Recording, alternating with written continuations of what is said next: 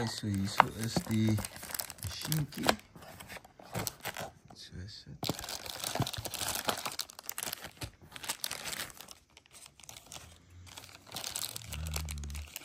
Dan is hierso jou draadjies wat na die patches toe gaan. En dan hierso is die 4 patches. Okay, so hierso is die draadjies.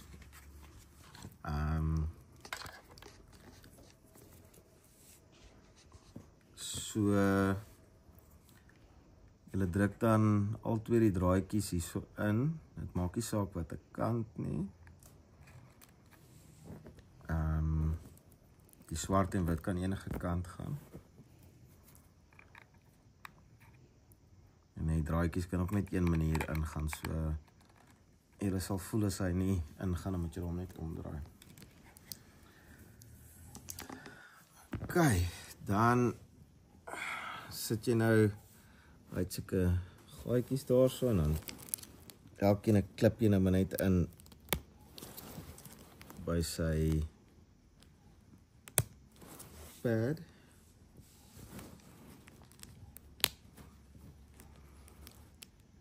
So.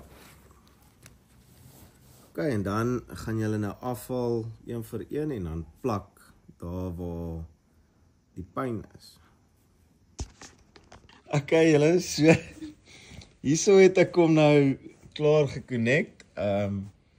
So ek het gelees hulle sê jy moet hom net bo en net onder die pynarea sit. En dan het ek hom nou maar so tussen die rugwervel, hier is die ruggie wat loop. So ek het hom nou maar net so geplak vir die demo. So dan die draadjies is nou alles mooi ingeplak en dan druk jy hom net een keer hierso. Dan gaan hy aan. So jy het verskillende modes. As jy die modes wil verander, dan druk jy net menu. So dan gaan hy TENS toe, EMS en massage. So ons begin by die TENS. So jy druk nou daai elke keer dat hy dan flikker die TENS, dan druk jy enter, dan begin die program te flikker. En dit is nou maar, hy wys vir die verskillende plekke waarvoor hy die beste op daai program sal wees.